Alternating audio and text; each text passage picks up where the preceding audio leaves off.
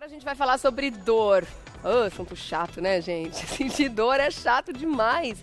Só que ao mesmo tempo acontece com muita gente, uma parcela muito grande da população convive com dores crônicas. E quando é crônico, significa que acontece com grande frequência, muito maior do que a gente gostaria, né? Vamos saber diferenciar o que é uma dor momentânea de uma dor crônica? Quando a gente deve procurar ajuda, quando não? Eu tô recebendo hoje aqui o Bernardo Sampaio, que é fisioterapeuta. Olá, tudo bem? Bom dia. Bom dia, tudo bom? Tudo jóia. Tá aí uma coisa terrível, né? Mas fazer o quê?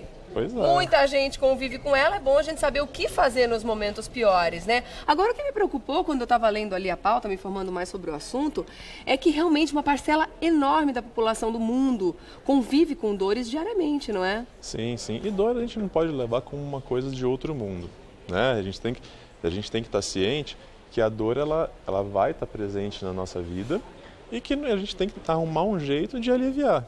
Eu cresci ouvindo a frase, a dor é nossa amiga. A gente pode levar isso como uma verdade, porque é um primeiro sinal de alerta de que tem alguma coisa errada? Isso, né? Então, realmente, às vezes tem alguma coisa errada e a gente precisa ir atrás para ver se realmente essa coisa errada ela pode prejudicar ou pode se prolongar, virar persistente, até virar alguma coisa crônica que vai começar a atrapalhar na sua função do dia a dia e tudo mais. E toda dor tem que ser investigada? Porque o que acontece com muita gente, acho que a maior parte da população, é que sente uma dor aqui, ai, dá uma fisgada na lombar. Aí vai lá, toma um remedinho em casa, passa uma pomada, um gel, dá aquela aliviada, toca o barco, toca a vida. Depois de um tempo, essa dor aparece de novo. E fica nos paliativos a vida toda. Toda dor deve ser investigada ou a gente precisa saber, primeiro, detectar que tipo de dor que a gente deve levar mais a sério ou não? Isso é um assunto muito legal, Regiane, porque a automedicação é um perigo até. É uma realidade. E é uma realidade, né? Não só aqui no Brasil, mas no mundo todo. Então, assim, uma coisa que é fácil da gente distinguir, por exemplo, a dor muscular. Às vezes faz uma atividade muito com excesso, muito mais forte do que está acostumado, vai ter uma dor muscular. Dor muscular, geralmente, ela passa em 48 horas. Então, às vezes, existem alguns medicamentos que as pessoas acabam tomando, né?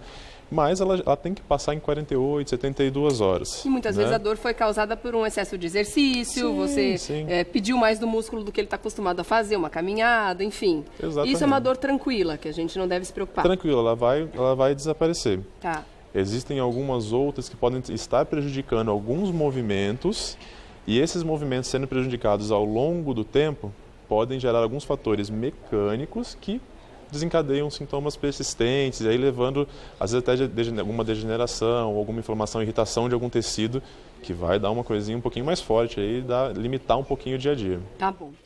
Quais são as principais reclamações da maior parte das pessoas? Qual parte do corpo que costuma doer mais? Isso. Pode variar um pouquinho de acordo com a atividade que a pessoa exerce, ou a atividade que ela fica em casa, fazendo algumas coisas.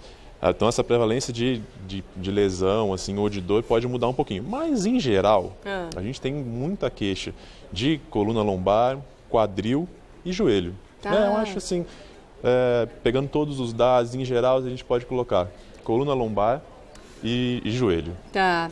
E existe uma diferença entre as maiores reclamações entre homens e mulheres? As mulheres têm mais dor nessa região do corpo, os homens naquela, ou não?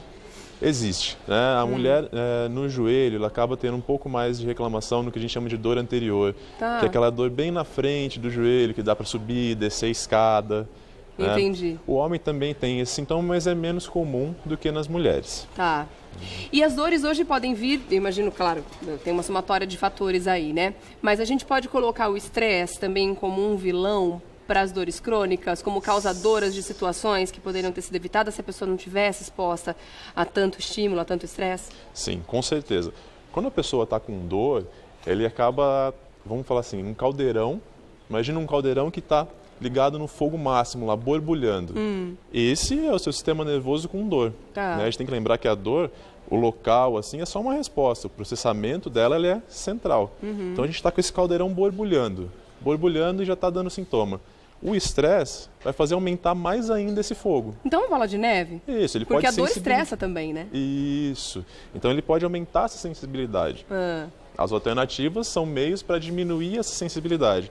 Um dos gatilhos para o aumento da dor realmente é estresse, falta de sono, né? Então, uma recuperação do corpo, atividade física. é essencial, né? Então tem vários outros fatores para a gente conseguir controlar as dores mais crônicas. É interessante você falar de atividade física, porque tem muita gente que está com dor e usa isso como, não vou colocar desculpa, porque às vezes a dor realmente é muito limitante, né? Sim. Mas acredita que a dor é um fator para não fazer atividade. E muitas vezes a atividade física é justamente o que vai combater aquela dor, né? Exatamente, né? Então, a gente tem que usar, existem muitos trabalhos sendo publicados em relação a exercício com dor crônica. Né? Então, por exemplo, o exercício aeróbico, você sabia que ele tem um fator analgésico? É mesmo? Então, ele pode produzir analgesia com o exercício. Claro que não qualquer exercício, né? Quando a pessoa tem dor crônica, tem que ser uma coisa muito bem assistida, Isso, né? quando existe já alguma limitação, é necessário a indicação de algum profissional, uma avaliação de algum profissional para ver o que ela pode fazer ou não. Agora, a importância de se combater e de se amenizar, né, a dor dessas pessoas que vivem com dor crônica, principalmente, porque ela pode ter consequências ainda mais graves, né? Além de ter uma limitação na vida, nas relações sociais, de trabalho, tem muita gente que entra em depressão, né? Sim, muita gente entra em depressão, porque às vezes associa com problemas no trabalho ou problemas relacionados no âmbito familiar. Que existe uma certa rejeição, às vezes, das pessoas não acreditarem que a pessoa sente dor. Falar, a sua dor é psicológica. Tudo bem, a dor tem o processamento central. Só que quem está sentindo dor é a pessoa, então ela sabe que existe essa dor. Né? Basta a gente realmente descobrir a causa e tentar ajudá-la. E eu consigo imaginar também que o estilo de vida que a gente leva hoje, a gente tem aqui até uma maquete da coluna, eu queria que você apontasse pra gente, aonde que a dor pode surgir? Porque a gente fica muito tempo sentado, dependendo da profissão, muito tempo na frente do computador, dependendo ainda do que a pessoa faz da vida, muito tempo em pé. Então, esse período prolongado na mesma atividade, independente da atividade que seja, pode prejudicar muitas vezes a coluna, né? Sim, e você falou que a coluna lombar é a parte onde mais tem sofrido, né? Qual que é a região aqui? A coluna lombar, eu trouxe essa coluna colorida justamente para a gente diferenciar as regiões. Então, a coluna lombar é essa região que ela está em azul aqui. Né? Essa parte de porção de baixo aqui, né? Isso que está em azul aqui embaixo. Tá. Então, muito tempo, postura prolongada, sentada, a gente pode fazer uma inversão da curvatura. Como é que a gente pode traduzir isso para ficar um pouquinho mais fácil? A coluna lombar, a curvatura dela é uma lordose. Então é um Czinho para trás. Muita gente acha que lordose é uma patologia. Não é. Lordose é uma curvatura normal que é justamente para distribuir o peso da coluna. Quando a gente senta, a gente muitas vezes acaba mudando essa curvatura. Então uma coisa que seria assim, acaba ficando um pouquinho mais assim. Né? Não há problema algum nessa inversão.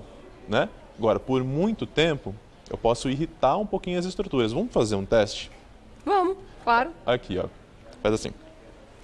Puxa com tudo lá para trás. O que acontece? A gente está, né, esticando aqui todas as outras estruturas, sobrecarregando uma outra parte. Puxa bem forte. Isso, ele aumenta, né? Muito bem, agora volta. Mexe um pouquinho. Faz o exercício. E você fez o quê? Aliviou. Tô compensando, né? Aliviou a sua dor que você estava sentindo no tecido. Esse estiramento que você deu no tecido, ele é uma tensão mecânica. Então, levando isso lá para a lombar, quando a gente muda essa curvatura, a gente faz igual com o dedo. Né? Basta só mudar a posição ou ajustar a postura e movimentar um pouco para tirar essa tensão. Tá certo. Vamos dar uma olhada, então, nesses produtos que estão aqui. Alguns eu já conheço, né? A gente já convive com algum tipo de dor, a gente sempre tem, né? Então, por exemplo, bolsinhas térmicas, que a gente normalmente precisa ter, até porque esse é o tipo de paliativo que não faz mal, né? Não faz Não mal. é o tipo de coisa, não é como tomar um remédio, por exemplo, que pode ter algum efeito colateral, né? Uma bolsinha de água quente ou uma bolsinha fria, no caso de uma contusão, é bacana a gente fazer uso, né? Sim. A bolsa de água quente, a gente recomenda para uso mais quando sentir que é mais uma rigidez muscular, uma coisa que está limitando um pouquinho os movimentos, né? Então, eu coloco a bolsa de água quente no local, justamente para aliviar um pouco, por exemplo, a tensão muscular. Esse é o mais indicado. Em alguns casos que já foi diagnosticado, às vezes alguma tendinopatia, que seriam as tendinites, por exemplo, em alguns casos a gente acaba usando gelo para controlar um pouquinho a inflamação e controlar um pouquinho o edema, que é o inchaço. Então, o gelo ele é mais benéfico para isso do que o quente. Então, um exemplo clássico, torção, né? O entorse do pé. primeira medida, gelo no local para controlar a irritação edema, e controlar né? o aumento de edema, que isso pode depois atrapalhar um pouquinho no processo de reabilitação. Tá bom. E essas coisinhas aqui fofinhas, a gente usa em que situações? Isso, eu trouxe uns dois modelos de apoio lombar que a gente utiliza para as pessoas, que algumas pessoas precisam para manter a curvatura da coluna lombar enquanto estão sentadas, né? Principalmente por períodos muito prolongados, que a gente estava falando dessa irritação do tecido, para justamente aliviar isso aí. Aí esse é o teste que eu gostaria de fazer com você sentada, se fosse possível. O que você acha? Como é que é, perdão? É o teste que eu gostaria de fazer com você sentado, sentar na cadeira. Vamos fazer? Vamos fazer o seguinte, eu dou um recadinho e volto já, então você faz o teste comigo, nenhum. tá? Sim. E eu quero inclusive complementar, porque tem uma pergunta que tem a ver com a dor lombar e cervical aqui, pode ser que tenha a ver também com esse tipo de objeto que você trouxe. A Ana Ribeiro, ó, ela disse o seguinte, sente muita dor lombar e cervical, principalmente quando ela tá passando roupa. Se existe um jeito de passar roupa sem sentir dor, você vai colocar uma situação pra mim e de repente você pode complementar com a pergunta dela aqui. Vamos fazer o teste então? A cadeira já tá aqui. Vamos lá. Posso me sentar? Pode, senta, encosta bem para trás da cadeira, no máximo que você consegue. Eu vou pedir para você só dobrar um pouquinho para frente. O microfone vai atrapalhar um pouquinho, mas não tem A gente problema. tem a caixinha, deixa eu tirar que eu ponho de novo depois. Não, pode encostar, encosta o bumbum aqui na cadeira. Aqui? Isso, aí dobra. Eu vou colocar, desculpa, eu vou colocar esse apoio. Encosta agora de novo. Ai, que bom, ele dá um alívio mesmo, dá um né? alívio. É verdade. Então ajuda Porque você. como a gente já tem essa curvatura, algumas pessoas ainda mais, né? A gente sente que falta alguma coisa mesmo nas costas, né? Quando a gente Isso, encosta, porque- dependendo da poltrona ou da cadeira. Exatamente. Que bom! Realmente dá um conforto, muito bom. Gostei. Então, quer dizer, esse tipo de acessório é fácil de encontrar nessas casas Sim. especializadas em A saúde, gente né? pode fazer até melhor, até mais fácil, uma toalha fofinha, alguma coisa, Bem. chegar numa densidade também. Uma porque ela é almofada enrolada. Isso, já vai ajudar. E no caso da Ana, o que ela pode fazer então? Tá passando roupa, tá sentindo dor? Como que ela pode fazer algum tipo de exercício para compensar essa dor? Ou encontrar uma outra posição que ela não sinta tanto desconforto ao passar a roupa? Ô, Ana, geralmente quando a gente está passando roupa, se a tábua está muito baixa, a gente acaba ficando muito dobrado aqui. A sugestão é fazer a compensação. Levantar né? a tábua, de repente, Então, né? levantar a tábua ou passar a roupa por um tempo, parar um pouco, mexer o braço, soltar um pouco a coluna, pescoço, e aí voltar a fazer a atividade. Mas procura regular a altura da tábua para você não ficar tão encurvada. Essa é uma dica importante. Tá certo. Bom, e ficar muito atento às dores, né? Porque realmente ela é um sinal de que pode ter alguma coisa muito importante ou grave até acontecendo com você, ou questões que a gente pode combater facilmente, né? A gente está falando aí de dores de uma forma geral, artrite, artrose, até quem tem dores de cabeça com muita frequência. Tomar muito cuidado com os analgésicos, como a gente sempre diz aqui, né? Porque eles podem até ser um fator mais complicante ainda daquela doença, né? Com certeza, podem potencializar. A gente sabe, por exemplo, que dor de cabeça, tem alguns estudos mostrando que o consumo em excesso de alguns medicamentos pode ser um dos fatores do gatilho da migrânia, por exemplo.